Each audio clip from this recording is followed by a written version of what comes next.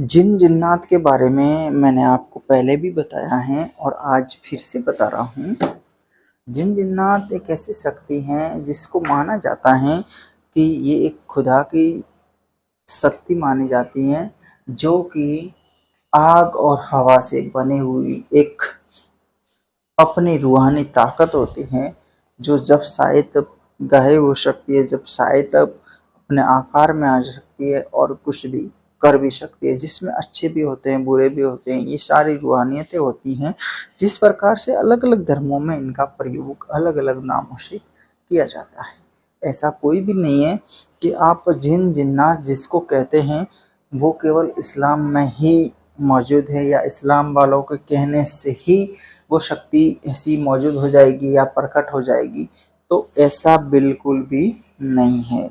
ये हर धर्म में, आप किसी भी धर्म में अगर साधक हैं तो किसी न किसी रूहानियत से संबंधित आप चर्चा करते हैं, किसी न किसी रूहानियत साधनाएं करते हैं, कोई न कोई शक्ति का आह्वान करते हैं, तो उसमें ऐसी शक्तियाँ होती हैं। बशर्ते ये होता है कि उसमें अपने नामों का तरीका अलग होता है, जानने का तरीका अलग होता है, मनाने का तरीका अलग होता है। तो नाम अलग है तो फिर शक्ति भी अलग होती है, क्योंकि उनकी एक्टिविटीज होती है वो अलग होती है, लेकिन रूहानियत सब में होती है। पॉइंट टू रूहानियत यानी सब में होती है। एक आत्मा का एक वास होता है जो कि एक सोल रूप में इधर से उधर एक शक्ति का पावर प्रकट करता है। जिन जिन्नात एक ऐसी शक्ति हैं जिसको आप अगर सिद्ध करते हैं, जिनका आप आह्वान करते हैं, तो वो आपको बहुत कुछ साथ देती हैं। समस्या इनकी ये होती है कि उनको साथ तो कर सकते हैं, लेकिन जिन जिन्नात की साधना के लिए अपने को एकांतवास की ज़रूरत होती है, और विशेष कर कि जहाँ पर जो इंसानी दुनिया का निवास होता है वहाँ से थोड़ी दूरी पर, यानी आप अपने गांव से, घरों से कुछ दूरी पर आप अपने खेत में रह सकते हैं, जंगली क्षेत्र में कहीं रह सकते हैं। अगर ऐसी जगहों में जाके इनकी साधनाएं करते हैं तो वो शक्तियाँ वहाँ पर आपको मिलती हैं, और वहाँ पर आप उनसे वार्तालाप भी करते हैं, वो आपको सिद्ध भी होती हैं, आपके काम भी करते हैं। और उनकी पूजा पाठ के लिए, उनके भोग के लिए ऐसी ही जगह सुननी पड़ती है। बहुत से लोग ऐसे हैं जो जिन जिन्नात की साधनाएं करते हैं, जिनको इनके बारे में बहुत कुछ नॉलेज भी होता है, जो इनसे बहुत कुछ कार्य भी करवाते हैं। ये हकीकत सही है कि इनसे कार्य होते भी हैं, सब कुछ होता है, ठीक है, सब कुछ होता है, इनसे बहुत कुछ होता है। लेकिन इनका एक जो होता है ना रहने का तरीका, वो बिल्कुल अलग होता है। क्योंकि एक अटैक करने वाली शक्तियाँ होती है, अटैक करने वाली सोल होती है। इसको आप घर में रह के साधनाएं करेंगे तो हो सकता है आपके साथ कुछ हो जाए, आपके साथ में, आपके परिवार बच्चों के साथ में, किसी औरतों के साथ में कुछ हो जाता है। क्योंकि ये शक्तियाँ होती है बहुत ही भटकने वाली शक्तियाँ होती हैं, जिस पर काबू पाना हर किसी के बस की बात नहीं होती है। इनका एक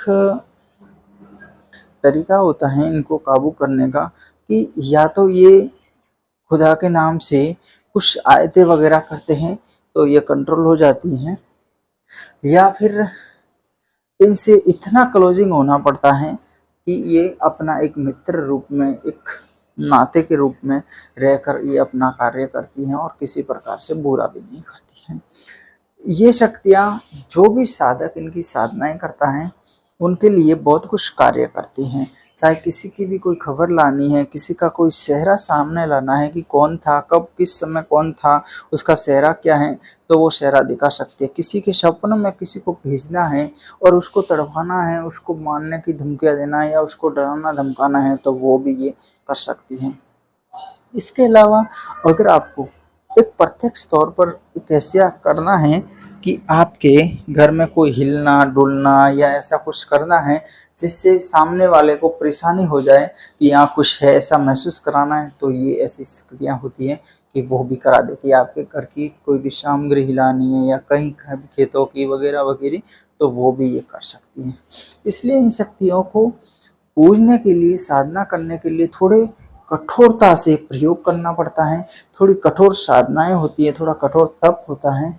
इसके अलावा ज़्यादा से ज़्यादा ट्रिक्सी काम भी होता है, क्योंकि कोई भी शक्ति है किसी की गुलाम बनना नहीं चाहती है। कोई इसको ज़बरदस्ती करता है तो ये सर्वप्रथम उस पर अटैक भी करती है।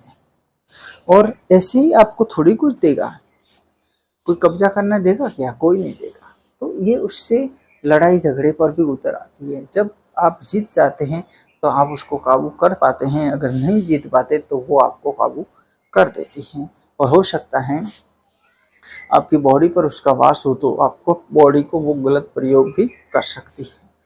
तो इसलिए इन शक्तियों को सिद्ध करने से बहुत कुछ लाभ होता है, लेकिन सिद्ध करते करते अगर बिसर जाता है या कुछ घटना घटित हो जाती है तो बहुत कुछ हानि भी होती है। जिन जिन्नात बहुत ही खतरनाक शक्तियों में से एक शक्तियाँ मानी जाती हैं और बहुत ही अच्छी शक्तियों में से भी एक शक्तियाँ मानी जाती हैं, बशर्ते आप इनको कैसे करें। ठीक है, आप कीजिएगा। मेरा कहना यही है कि आप सुरक्षा के साथ कीजिएगा। शक्तियाँ सब कुछ अच्छी होती हैं, लेकिन करने का कार्य करने का तरीका होता है वो एक अलग तरीके का होता है। जिन जिन्नात की शक्तियों का कार्य होता है जो तुरंत और फुर्तीला कार्य होता है।